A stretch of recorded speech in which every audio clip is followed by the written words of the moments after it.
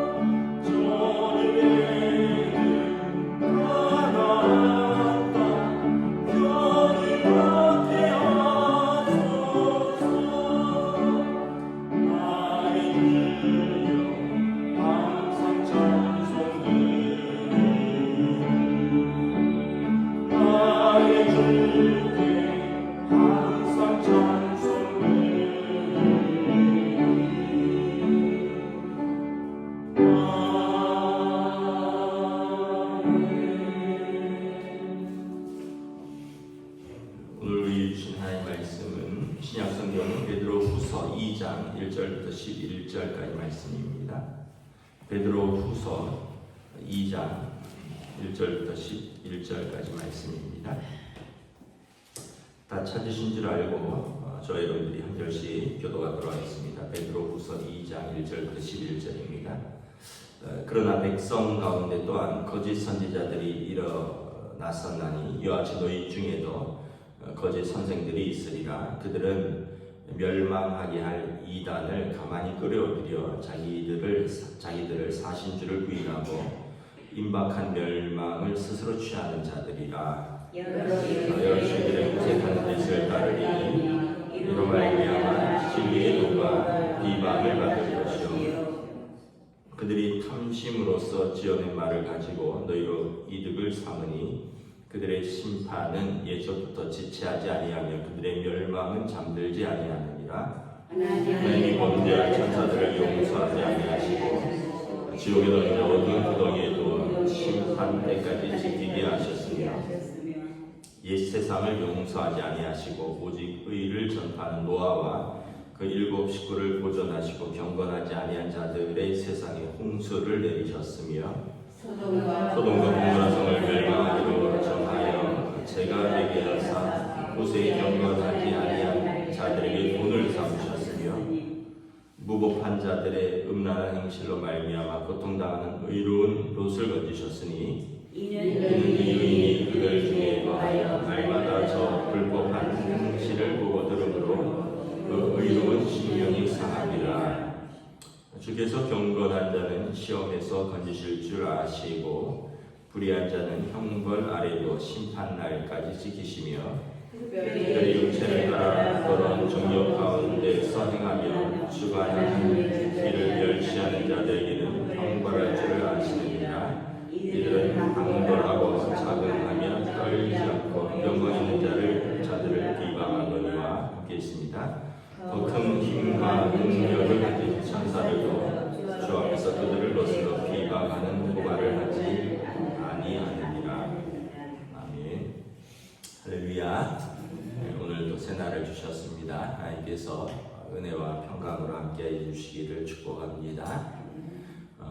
이 베드로후서 2장에는 거짓 선지자들과 그들의 가르침을 경계하라라고 말씀을 하고 있습니다. 1절에 보면 백성 가운데 거짓 선지자들이 일어났다. 또 너희 중에도 거짓 선생들이 있다라는 거죠. 이 사람들은 목적은 뭐냐면 성도들의 영혼을 이제 멸망 가운데로 인도하는 것입니다. 주를 부인하고 예수 그리스도를 부인하고 또 이단, 그러니까 이단이고 이제 우리가 자주 하는 말이 한자로 이제 달을 이끌다니다. 그래서 비슷한데 끝이 다르다라는 거죠. 그래서 결론이 다르죠. 이런 이단들이 초대교회에도 많이 있었다라는 것입니다. 그래서 성도들을 이렇게 진리 가운데 벗어나게 하고 멸망 가운데 이끌어간다라는 것입니다. 두 가지 이제 그 당시에 대표적인 이단이 있었는데, 첫째는 영지주의자인데, 영지주의자는 뭐냐 하면 이제 영적인 지식이 우리에게 충만하니까 다른 모든 것은 괜찮다, 뭐 이런 주의입니다. 영적인 거룩하고 고상한 지식이 있기 때문에 이제 다른 것들은 괜찮다. 이것은 이제 그 당시 헬라 철학의 이원론에서 기원한 것인데, 이원론은 뭐냐면 좀 정신적인 것이고 영적인 것은 고상하고 선하고 물질적이고 육체적인 것은 더럽고 악하다, 이런 것에서 온 것입니다. 영지주의는 우리가 하나님 말씀을 알고 있고 믿음이 있고 또 이런 영적인 고상한 지식이 있으니까 우리 육체는 어차피 썩어질 것이고 타락한 세상 가운데서 살아가는데 이런 건 크게 문제되지 않는다라는 거죠. 그러면은 어떻게 됩니까? 이제 그들이 타락한 세상 가운데서 동일하게 살아가는 결과를 가져오는 거죠. 그래서 10절에 보면 특별히 육체를 따라 더러운 정욕 가운데서 행하며 주관하고 이를 멸시하는 자들이라는 표현을 쓰는데, 이 사람들은 하나님의 심판이 있다는 거죠. 노아의 때에 그러했고 롯의 때에도 그러했고, 사람들이 세상에서 죄 가운데 살면서 영적인 지식이 있으니까 다른 것은 아무래도 괜찮다라는 것은, 또 오늘날은 아마 이제 뭐 믿음 만능주의 뭐 이렇게 되겠죠. 나한테 믿음이 있으니까 우리 삶은 뭐 어찌됐든 괜찮다. 그래서 보네퍼 목사님은 싸구려 믿음이라고 했습니다. 믿음이 얼마나 값비싸고 고귀한 건데 예수님께서 십자가에서 당신의 보혈로 우리에게 주신 건데 그렇게 믿음을 싸구려로 만드느냐라는 거죠. 마치 뭐 이렇게 생각하면 될 것 같아요. 자녀가 아빠 엄마가 나를 사랑하니까 나는 그 사랑을 알고 있으니까 어떻게 살았든지 상관없다. 뭐 밖에 나와서 뭐 사고를 치든 뭐 음란하든 뭐 방탕하든 뭐 이런 건 전혀 상관없다는 거예요. 왜냐하면 나는 아빠 엄마의 사랑을 알고 있고 사랑을 받고 있습니다. 성도가 이제 그렇게 하는 게 이제 믿음 만능주의고, 어쩌면 그 당시에 이제 영지주의자인 거죠. 하나님의 사랑을 알고 있으니까, 그 고상한 영적인 지식이 있으니까 우리의 육체적인 삶은 어찌됐든 상관없다. 이런 것들이 이제 그 당시 초대교회의 이방 세계, 왜냐하면 이방 세계가 이제 그 우상을 섬기는 문화다 보니까, 우상을 섬기는 문화는 반드시 어떤 영적인 타락은 육적인 타락과 연결되어 있기 때문에 그렇습니다. 두 번째는 이제 유대주의자입니다. 유대주의자들은 뭐냐하면 이방인 성도들에게 너희도 예수 그리스도를 통한 구원을 플러스 우리처럼 할례를 받아야 된다. 우리처럼 율법을 다 지켜야 된다. 이런 이단입니다. 그래서 갈라디아서 같은 데 보면 그런 어떤 육체의 자꾸 모양을 내려고 하지 말아라. 만약에 이방인들이 할례를 받으면 유대인처럼 모든 의무를 지닌 자다. 유대인들은 할례도 있고 율법도 지켜야 되죠. 왜냐하면 그들은 아브라함의 자손이고 모세의 후손으로서 몸에 아브라함이 받은 그 할례, 그 다음에 모세에게서 받은 율법을 지킬 의무가 있는데, 이방인 제자들에게 할례와 율법을 강조하지 말아라. 그래서 사도행전 15장에 보면 제1차 예루살렘 공의회에서 이제 베드로와 바울, 바나바 이런 사도들이 선교 여행과 또 백부장 고넬료 사건, 이방인 로마 백부장이 이제 예수 그리스도를 영접하고 하나님의 백성이 된 것, 그들에게도 세례를 베풀었고 동일하게 성령이 임한 것들, 사마리아에 또 성령이 임하고 그들이 또 하나님의 백성이 된 것들, 이런 것들을 증거하면서 내린 결론이, 당시 예루살렘 공의회 회장이 야고보 사도였습니다. 예수님의 동생 야고보 사도, 베드로와 야고보 사도가 내린 결론이 뭐냐면, 우리 조상들도 능히 매지 못하던 멍에를 우리 이방인 제자들에게 두지 말라. 단지 그들에게 음행을 피하고 목매어 죽인 것과 핏째 먹는 것, 피는 생명이니까 이것을 금하라. 요 세 가지만 주의를 주자. 그래서 이것을 회람서신으로 해서 초대교회에 전파하죠. 그러니까 근데 이제 이 사람들은 유대주의자들은 아니라는 거죠. 그것 외에 할례를 계속 받아야 된다. 그래서 할례주의자라고도 하는데 3절에 보면 이렇게 표현합니다. 그들이 탐심으로서 지어낸 말을 가지고 너희로 이득을 삼는 자들이다. 그 사람들은 이런 거예요. 야, 내가 할례 몇 명 줬다, 이런 거죠. 그게 이제 자기의 육체의 자랑이 되는 사람들입니다. 그래서 사도 바울도 비방을 하죠. 이 사람은 진짜 사도가 아니다.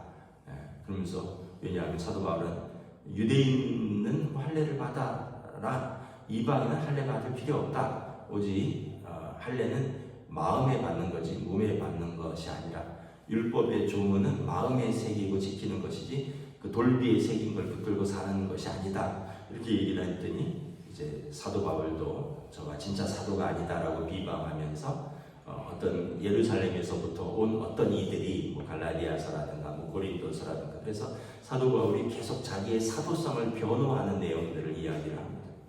그래서 이 사람들의 목적은 뭐냐면 지어낸 말로서 자기 이득을 삼는 자들, 너희를 통해서, 그래서 내가 누구 할례 받겠다, 이런 거를 자기의 어떤 명예와 자랑으로 삼는 사람들이라는 거예요.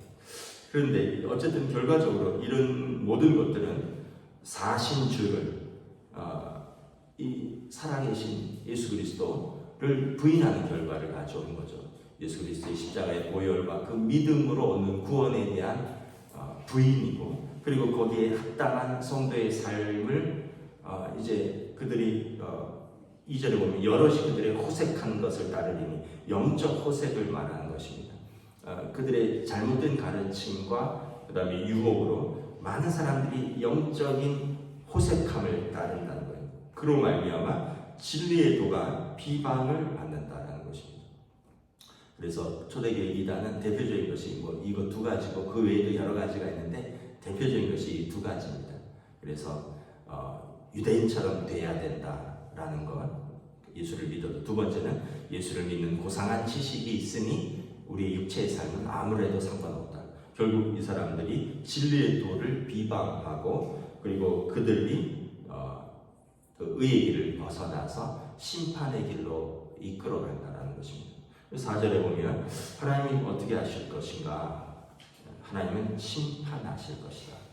그들을 거짓 선지자들, 거짓 선생들 그리고 그들의 고임에 빠져서 그 진리 가운데 떠난 자들은 하나님께서 지옥에 던져 심판하실 것이다. 왜냐하면 하나님은 공의의 하나님이고 또 성경에 보면 다른 죄는 용서받아도 성령 회방죄는 예수 그리스도를 부인하고 이 복음을 훼손하는 죄죠.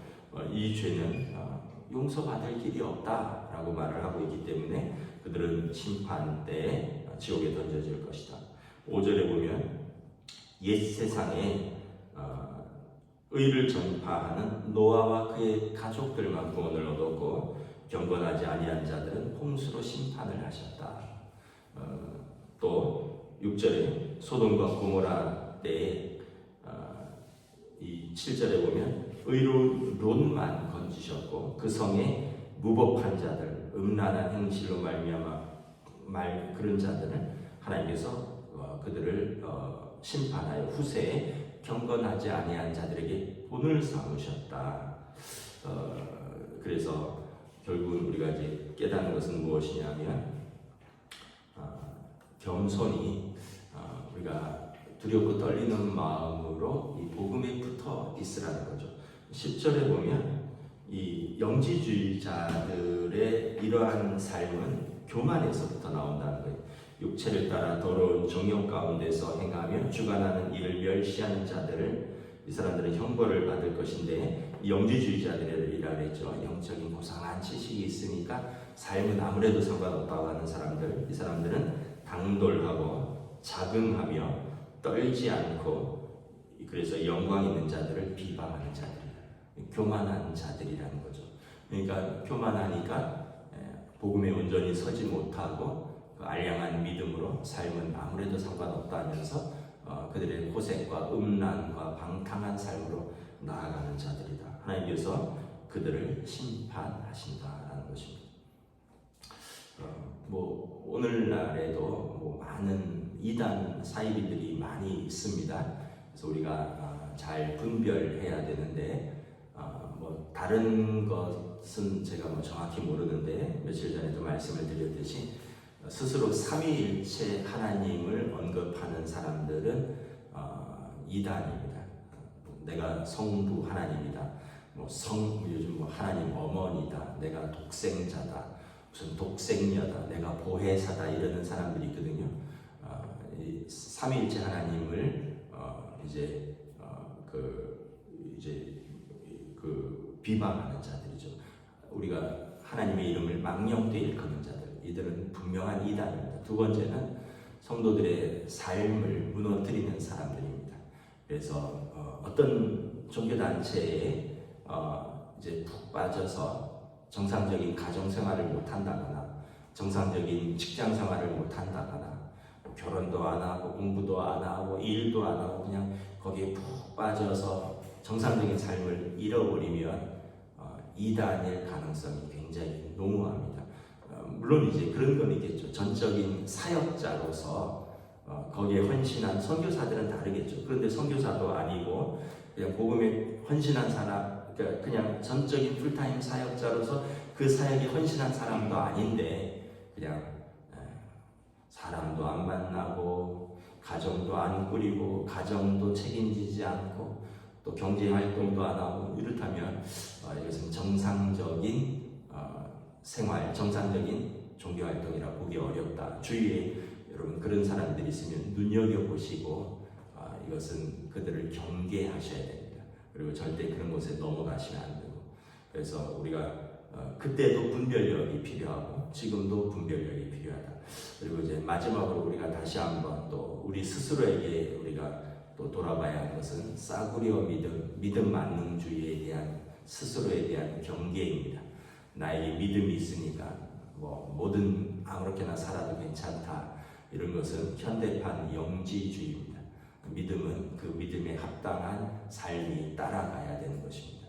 그래서 계속해서 베드로전서 뭐에 보면 가정 생활에서 남편은 아내는 자녀는 부모는 그런 것에 대해서 말하고 있고 또 직장에서 종은 뭐 상사에게 상사는 종에게 뭐 이런 관계들에서 다 말하고 있는 것은 믿음에 합당한 생활이 동반되어야 되는 것을 말하고 있는 것입니다.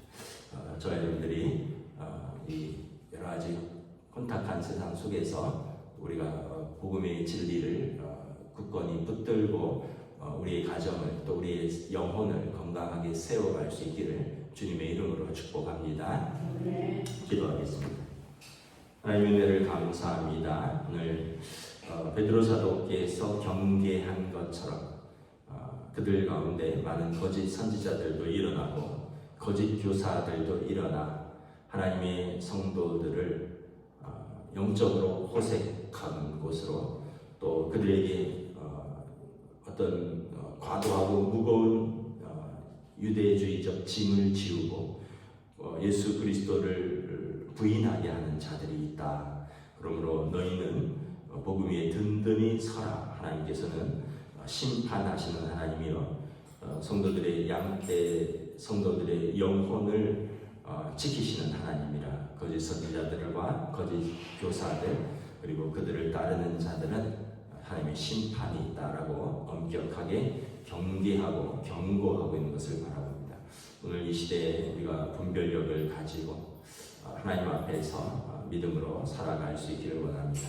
또 우리에게 교만이 아니라 순수하고 겸손한 영을 허락하여 주셔서 하나님의 말씀에 겸손히 무릎 꿇고 순종할 수 있는 은혜들을 더하여 주시옵소서. 감사를 드리오며 우리 주 예수 그리스도 이름으로 기도드리옵나이다. 아멘. 하늘에 계신 우리 아버지의 이름을 거룩하게 하시며 아버지 나라가 오게 하시며 아버지의 뜻이 하늘에서와 같이 땅에서도 이루어지게 하소서. 오늘 우리에게 일용할 양식을 주시고 우리가 우리에게 잘못한 사람을 용서하여 주는 것 같이 우리 죄를 용서하여 주시고 우리를 시험에 빠지지 않게 하시고 악에서 도와소서.